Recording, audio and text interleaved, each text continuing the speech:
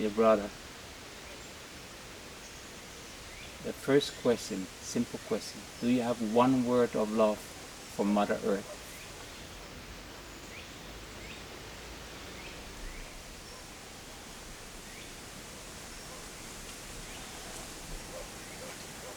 One word of love for Mother Earth.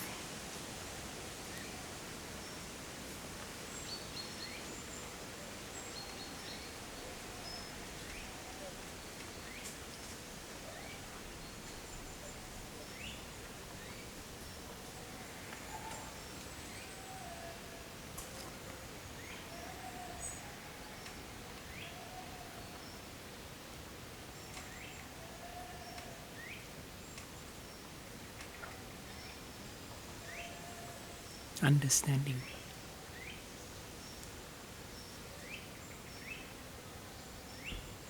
And why understanding?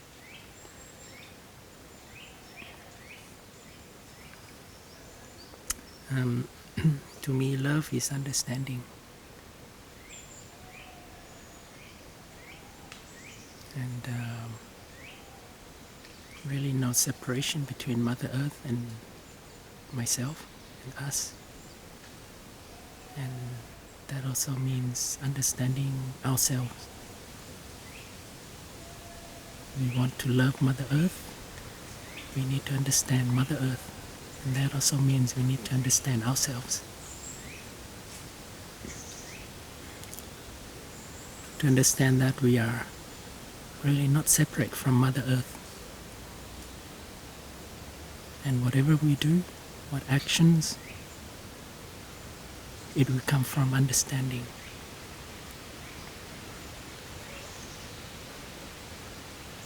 And that's love.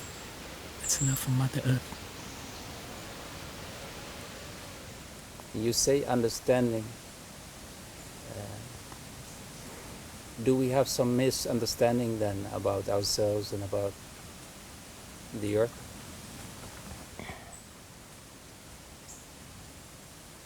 I think the greatest misunderstanding that we have about ourselves and the earth is that we are separate. We're separate from others. We're separate from Mother Earth. And with this misunderstanding, it can create many troubles.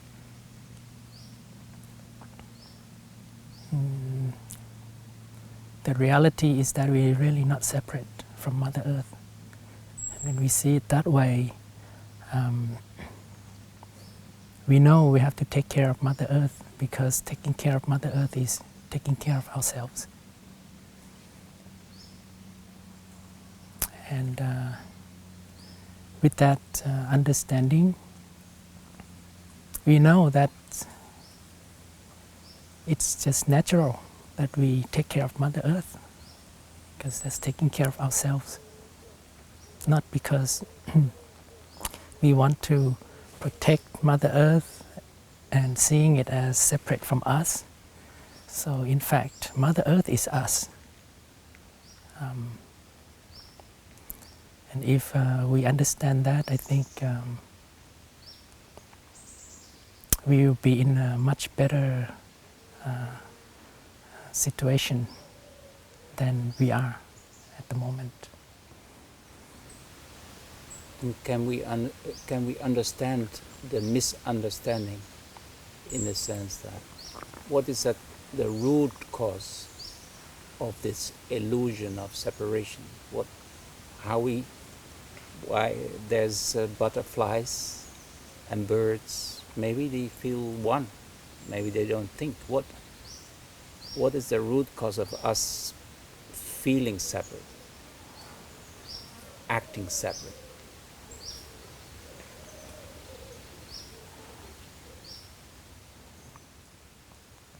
I think ignorance is probably the root cause, not knowing. And we can learn from our teacher, our ancestors, who show us the true understanding, when we are able to look deeply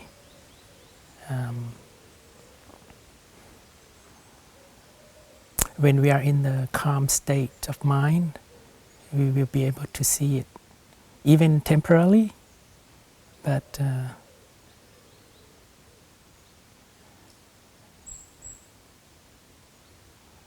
with that understanding, I think it helps to relieve a lot of suffering.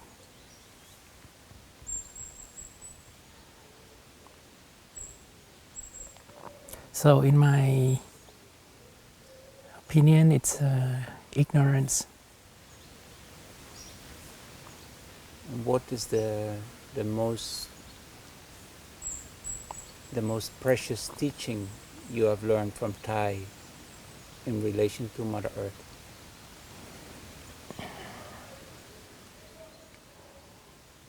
The no separation between ourselves and Mother Earth,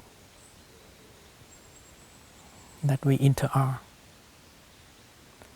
To me, that is the most precious. To see Mother Earth in us, and we are in Mother Earth.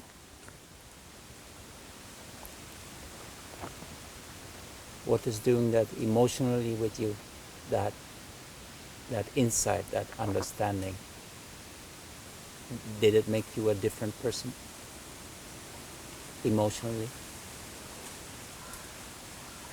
Does it give you different kind of feelings? It makes me understand Mother Earth more. It makes me see Mother Earth in a different perspective. Because before, when I was an environmental activist, I felt that I, as a protector of Mother Earth, and Mother Earth is seen as something that needs to be protected. Otherwise, it can lead to troubles.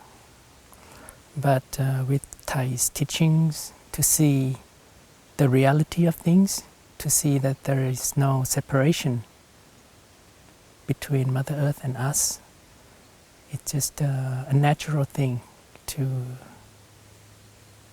protect Mother Earth, which is protecting ourselves, and not to see it as separate. So in that way, there is no protector, there is no one to be protected.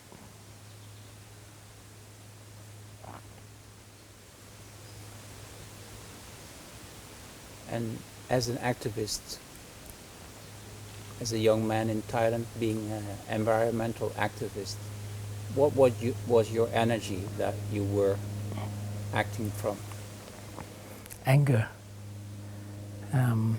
Back then, I acted out of anger and compassion. I had a lot of compassion for the victims, but I also had a lot of anger towards the perpetrators, the polluters.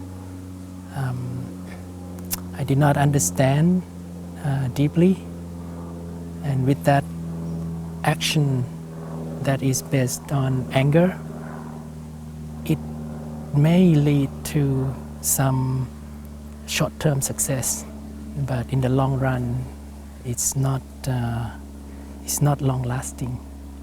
It can lead to more troubles if it's not done out of understanding.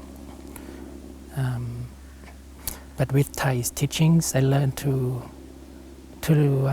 look at things more deeply, to try to understand not only the victims, but the perpetrators, what conditions they were under, what kind of background, why they did what they did. And with that, instead of acting out of anger, you act out of understanding, you act out of compassion. And with that kind of energy, it's easier to communicate, to understand them, and they understand us. And I think it's more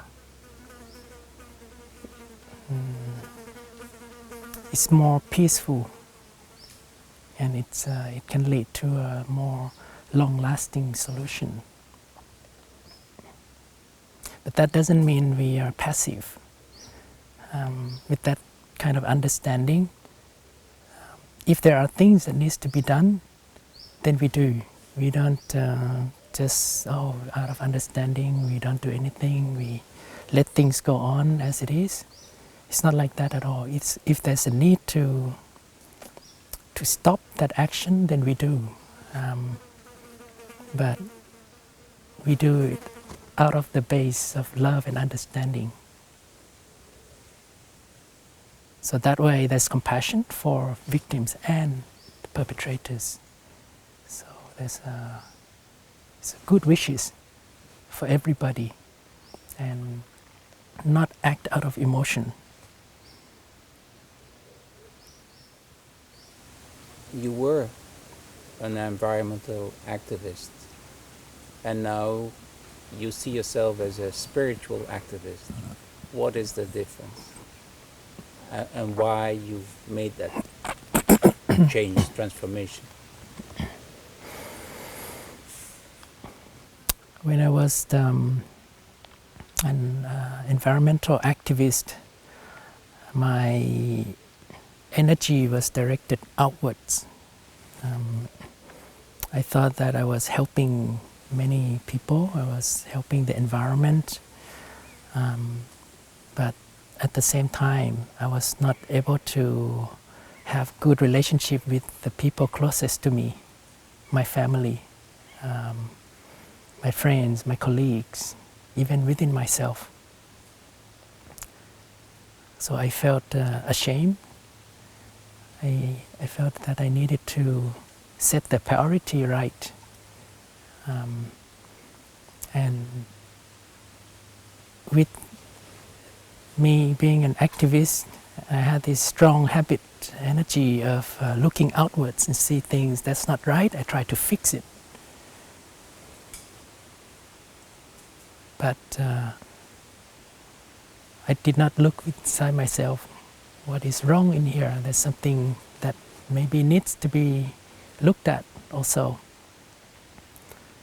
So to become a spiritual activist is to look inwards, not just outward.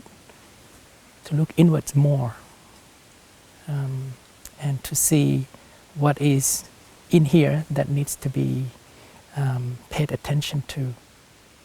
And with Thai's teachings, there is no separation. Looking inwards is also taking care of the things outside. But that doesn't mean I stop outside activities completely.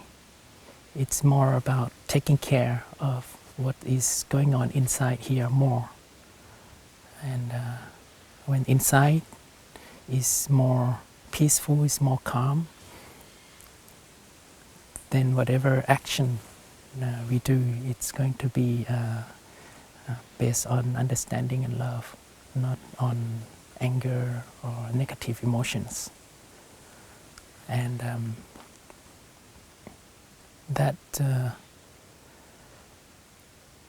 so for me, it's also with Thai's teachings just touched me very deeply, because before becoming a monastic, I set my goal in life to help people, because it's so to make other people happy, to relieve their suffering. It makes me happy. But in the process of doing that, without the practice, I was not happy inside. With Thai's teachings, there is no separation. If we are able to take care of the suffering within us, naturally we become happier. People around us are happier. And we take positive actions based on that peace. It's long-lasting. It's more sustainable. So basically, transforming oneself is transforming others. Like Thai says, it's peace in oneself, peace in the world. So to me, it's I like the word spiritual activist, which is the inward activism, which in fact is not separate from outward activism. And it shows already. My relationship with my family, with my parents, is much better. Now it's never been better. Before I becoming a monk, my parents, they did not agree. They were very upset. I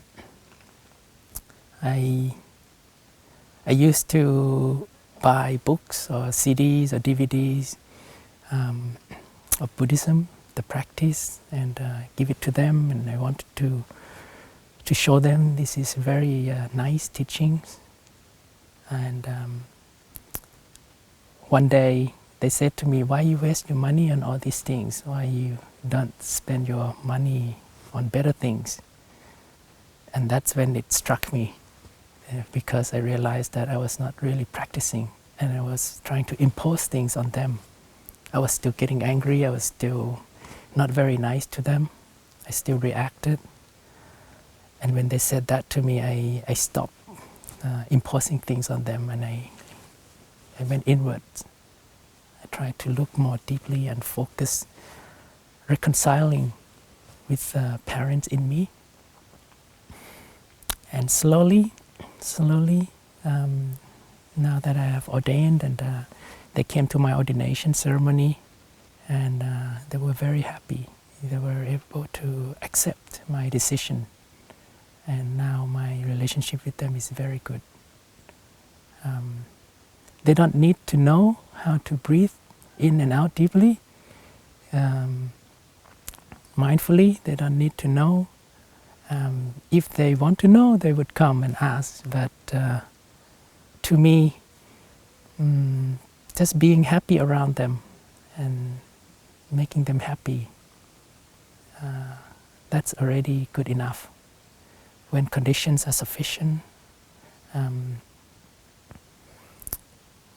there will be opportunity for them to know about the practice. But for me, this is a big achievement for me, to be able to reconcile with my family, my parents. I'm very happy, and with that kind of transformation, I just have more faith in the practice. And I see that there are activists out there who are burned out, like myself in the past, and I aspire to be able to support them with the practice. But I think first of all, I have to make sure that I can embody the practice genuinely. I'm happy to hear, brother, that you are now on very good terms with your family. It makes me happy too. To understand a little bit deeper, the anger you had before, where did that anger come from? And on which soil? What is the plant of anger, the seed of anger? Where does it come from? I think it comes from the environment that I was in. It may also have come from my ancestors, and it may have also been watered by myself, my habit energy. So when I am able to see that, then I can have compassion for myself and not to beat up myself too much.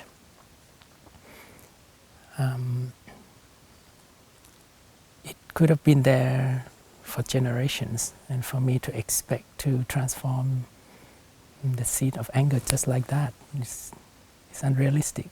So I need to kind of give myself compassion and understanding. Some seeds needs time to transform, and with understanding and patience and right practice, I'm confident that it will improve day by day. It's still work in progress. I still get angry from time to time, which is okay. I think it's normal, but what I now know compared to before is that now I know how to take good care of it. I think it's okay for it to come up. It's normal. But what is more important is that I know how to take care of it. Can you give an example of a specific action that you were working on, but at the same time that you had the thought, I don't know if this is the right way?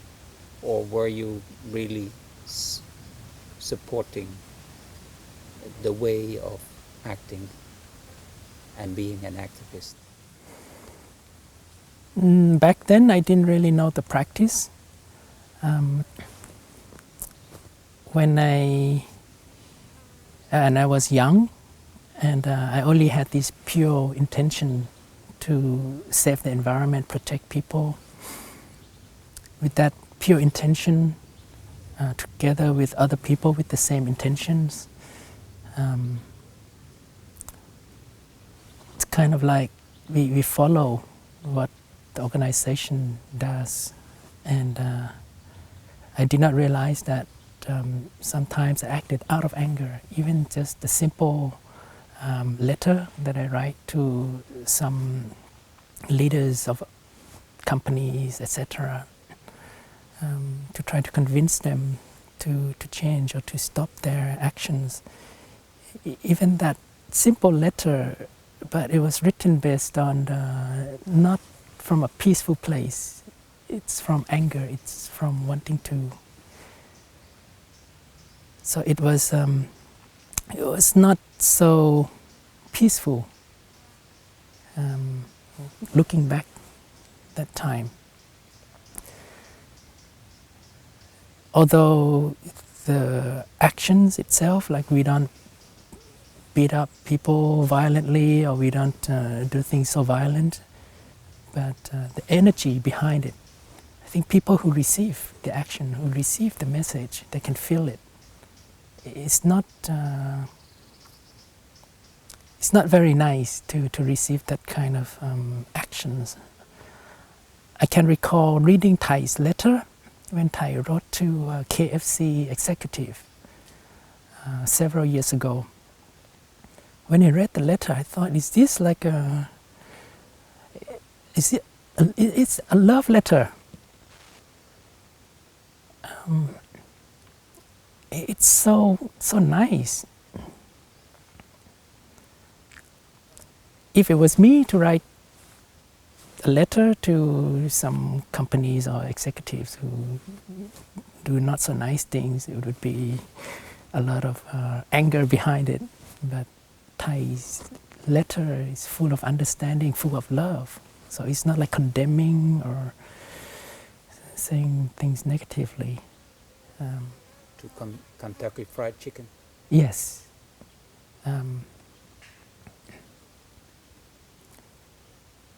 There's more chance that they will read Thai's letter as compared to if I write a letter and when they see. But they will be surprised. They will think, oh, I get a love letter from an activist. Yeah. Yeah. Thai is also a peace activist. But the main big difference is that he is peace. And he says it that you cannot do peace. You cannot do peace work unless you are peaceful yourself. and that touched me a lot.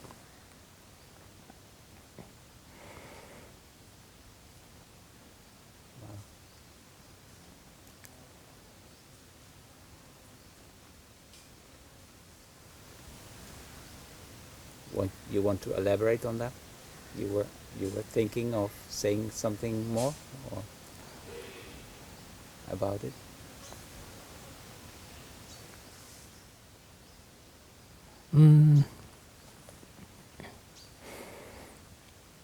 Yeah. Sometimes I think people have perceptions of monks, nuns, monastics just sitting and meditating in a temple and living among the clouds. But in fact, it's not exactly like that. And I like very much when Thai said one time that engage Buddhism. It doesn't mean you have to always go out and help people and do this, do that all the time. But it's in our everyday, daily life, daily living that we are mindful that and it's not just, so being mindful is not just mindful of what's going on inside of us, but mindful of what's going on outside of us also. And Thai says, like, when during wartime in Vietnam, when there were bombs dropping everywhere, and you cannot just sit and doing meditation in a temple like that. You have to go out and help them. When you see injustice, you have to go out and help them. But we do it with mindfulness. So that is also engage Buddhism, whatever we do.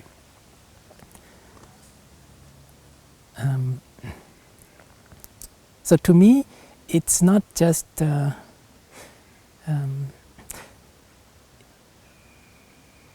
me, it's whatever we do out there. You're an activist, you're a chef, you're a businessman, whatever. To me, if we have the practice in what we do, they are activists in their own way. And it's great to have people like that out there, transform lives. If they're able to be peaceful out there, and people around them can feel the energy. And whatever action they do is from the place of peace and understanding. And it creates a ripple effect. And to me, to help people is not just to help, to always going out there and do things. Obviously, there are physical suffering, like poverty, human rights issues, animal rights, etc.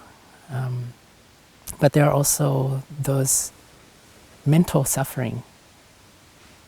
And when Thai and Sister Chan Kong came to France, they were not able to return to Vietnam to help with the war situation.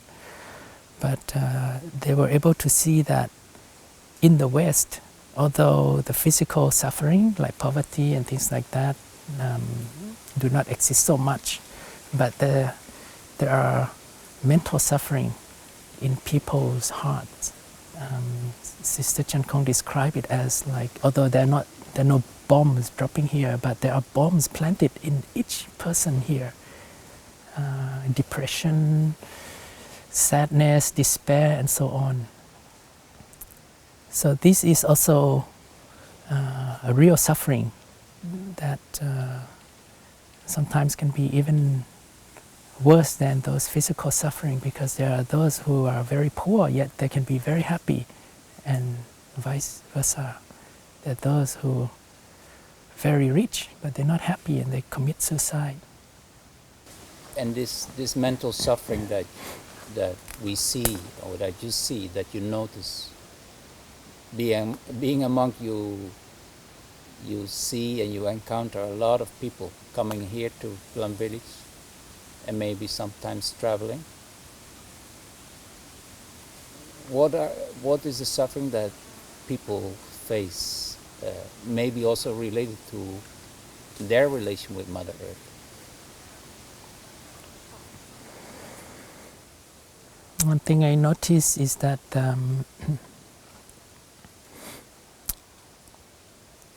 they have despair about what's going on, climate change and the current situation. And there are those who want to do something to protect Mother Earth, but they encounter a lot of obstacles, or they have done things, but they are burnt out themselves. And I can see that as I can see that in myself in the past also. I thought I was helping the environment and everything, but at the same time I realized that back then I was trying to escape the suffering within myself by acting out on something which is a good feeling actions, but I was escaping. Relationship with family, suffering within myself, things I was not satisfied with. And I could see that in young people who care for the environment, but they also have suffering within themselves that is not resolved when they act from unresolved place. You make the arm movement, hand movement around in your belly. Is that's where the suffering is? It's to show like the suffering in oneself. Yeah, suffering within oneself. If I give you these 5 things: Yeah. running, restlessness, screen time. Screen time? Screen time, yeah. Using computers. Yes, yes, television, maybe. yes. Laptop, iPhone, a phone with a screen. Yeah. Consumption. Yeah. Or fear. What is resonating most in you, in yourself? A lot of them, maybe all of them. Maybe all of them. Yeah. It was just, yeah, there was one point when I was working as an environmental activist. At one point, I just didn't like anything. I didn't like everybody who worked with me, the situation around me. I did not like it at all, and I got angry with everything and everyone. And I sat down. Hang on a minute. Is it those people who were the cause of my suffering? Why is it that I'm mad at everybody? My family, my colleagues. There's got to be something within me. It's not outside. That's when I stopped. Actually, there was another situation when I realized I had to stop. I was burning out. There would be a moment when I was working with my laptop in the office, and suddenly I go to the toilet and vomit. That's when I realized the stress was too much for me. The stress I had. I was really enjoying my work. Funnily enough, I pushed myself so hard that it literally made me sick. And the stress, relationship problems. I had to, because I felt the work there was, it was raising awareness, and it has an impact.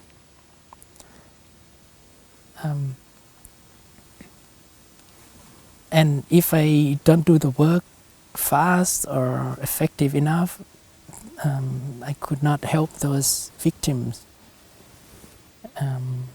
So all this just got to me. It affected my health. And I said to myself, okay, I have to stop. I have to look inwards. What is it that's creating all these problems? Is it outside of me? Is it inside of me? And I decided to become a monk. But back then I did not know Plum Village yet. I was in Thailand, so I became a Theravada monk for 5 months in order to fix myself, fix my anger. It worked temporarily. After the 5 months, my relationship with my family improved a lot. But because I did not have a Sangha, I did not know how to maintain my practice. It only lasted for just a few months or so, and then it went back to the normal state again. Relationship with my family up and down, and at that time I decided to further my study. Instead of doing this campaigning on hot issues, I decided to study renewable energy. I thought I could focus more on the positive side of things, promote solutions. And I had a chance to work for another NGO. It's a non-profit organization working on sustainable development. And my job was to try to promote renewable energy, working with the authorities in Thailand, supporting policy of renewable energy. But I was also not happy working in the office because I could see the suffering within the people I work with. Even among my colleagues, people who work in this so-called positive solution. There were jealousy, there were anger, there was dissatisfaction in life. Even among companies who sell renewable energy products, solar cells, etc. I could see greed in them. I could see, and that was about the time when I came across Plum Village, when Thai and the Sangha came to Thailand in 2010. And I was so deeply touched and moved by Thai's teachings and learning about his life in the past as the peace activist and how he uses the practice for good causes. That touched me so deeply. And also about the transformation, reconciliation within oneself, how it has an effect on those closest to you, your friends, your family, society. And I realized, wow, the mission of Plum Village just fits my aspiration perfectly, to help others and also to help myself, my family. Just this transformation, all in one, self-transformation, transform friends, family, and outside world.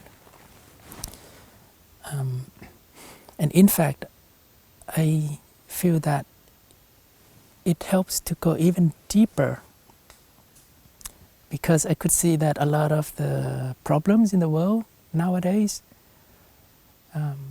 they have root causes inside each one of us. The greed, fear, suspicion, anger, etc. These things are the causes of so many problems out there. Crimes, environmental pollutions, human rights issues, all these problems. It all comes down to all these afflictions in each of us. And to me, this is tackling the problems at the root cause. It not only help to solve these problems, but it also prevent many problems from happening, in terms of when we get a chance to work with young people. These kids, when they know about the practice, how to handle their emotion, we plant seeds in them and they grow up to be good adults. Not only they don't get involved in drugs and crimes and things like that, but they even aspire to help others. So to me, this is prevent problems at the root cause.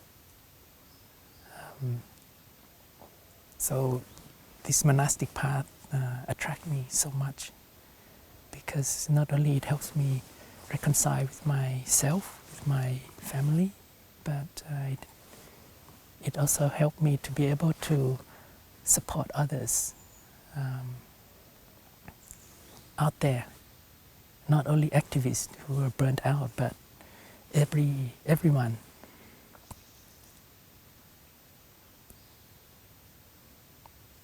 We are living on a beautiful planet, as we can see, with beautiful creatures as yourself on it. But it's a big planet with 7 billion people on it. And as you say, I have chosen for the way in, because the way in is the way out. But do you never touch yourself on the point of despair, because you see the immensity of the pollution, of the impact of global warming, and it's like a big container ship. It's a big full of 7 billion people. It's to move it just a little bit is hard. You never fall in despair anymore?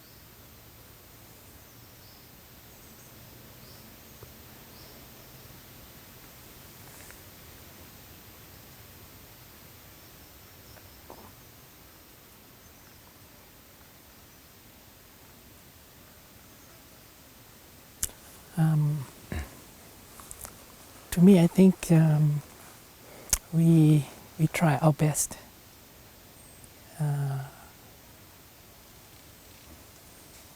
I think I would fall into despair if I know that I have not tried my best. But if I have tried my best and things don't work out, then I need to let go. There's nothing more I could do, and just have to accept. And I remember Thai said in one of his talks, he also, although he shared that it's good that we protect Mother Earth, and we have to protect Mother Earth. But at the same time, the Earth, and history shows it, I don't know how many millions of years in the past, when things collapsed and Mother Earth has the capability to replenish itself.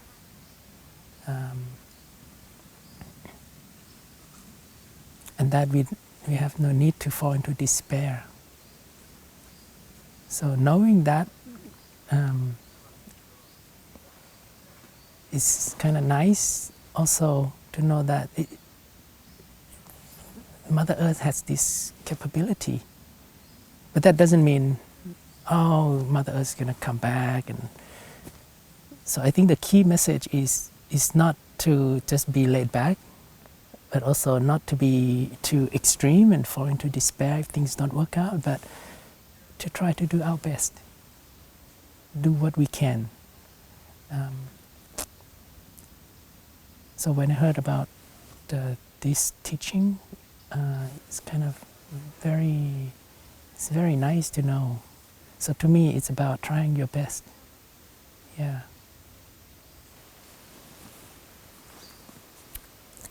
I think I like to use the analogy. What's the word analogy?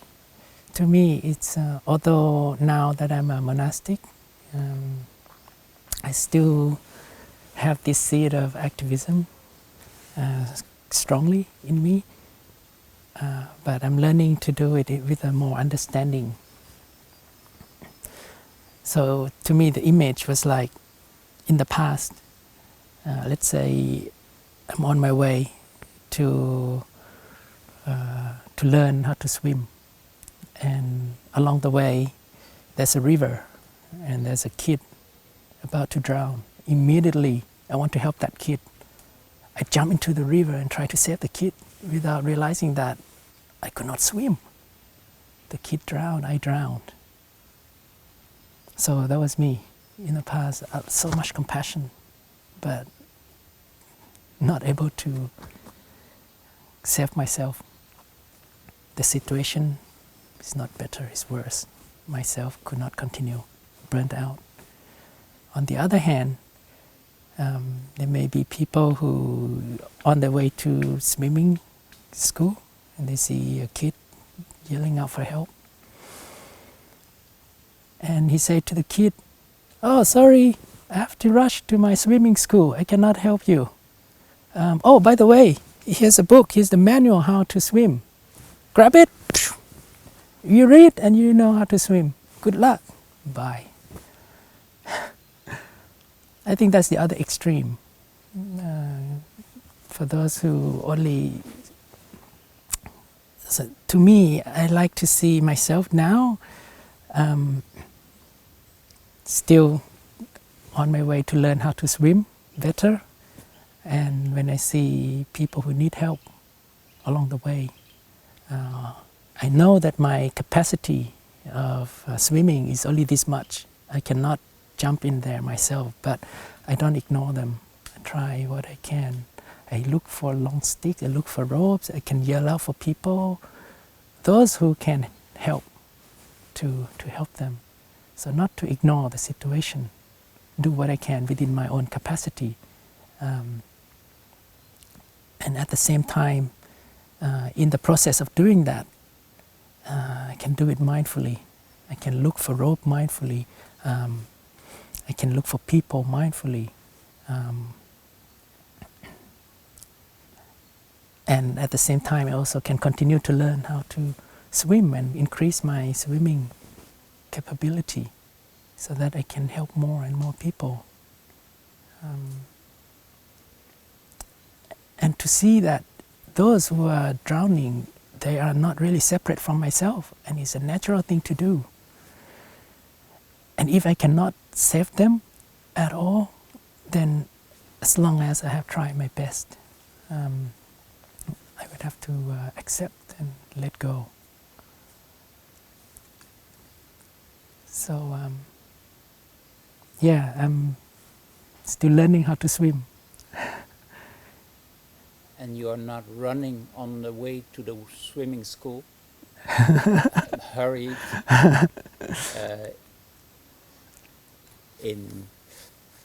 anxious. Oh, I have to Panic. But if I need to look for rope, the urgency of the situation, then I have to be quick. I cannot, oh, wait, hang in there. I will look for rope and look for people. That's not mindfulness.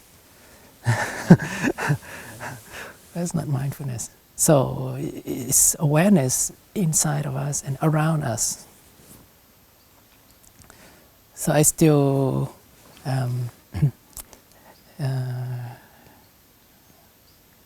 nourish that seed in me, not to ignore suffering out there, not to ignore suffering inside myself. And finally, brother, you lived in beautiful Thailand. I don't know where you lived, in Bangkok maybe. Now you're here in a Plum Village in France. Is there a certain tree, a certain spot, a certain animal, a certain atmosphere, a certain moment of the day that you like most, without discrimination, but like most, or that you are really fond of? Is there a special, almost like a friend connection with something in your new home here?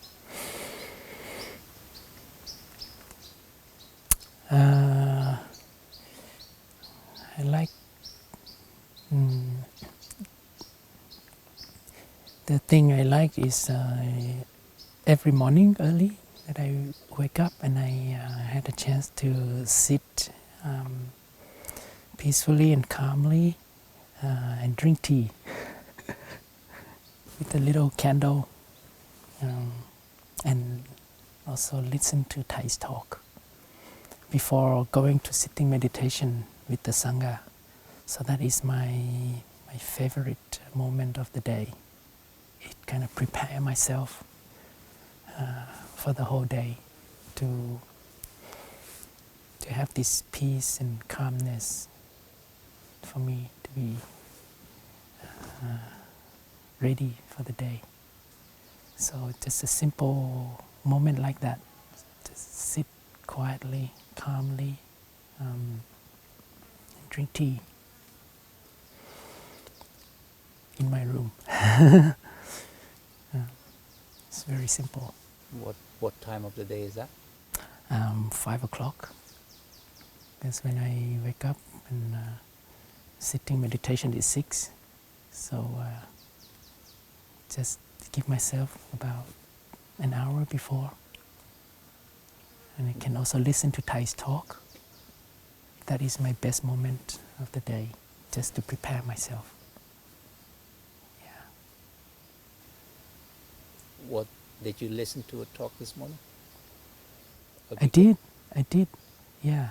This morning, it was not Thai's talk, it was another brother's Dhamma teacher's talk, but it was also very nice. Yeah. And I sat and drink tea. I do that as a habit. Every morning I do. And a specific tea? What is the which flavor of the tea? Any kind of tea that can wake me up in the morning. I like oolong tea, green tea. Yeah. But basically any kind of tea that can wake me up in the morning. Thank you, brother, for sharing today. So far, this was the best moment. An hour of talking, sitting, listening to you, talking with you. Thank you, brother. You're welcome.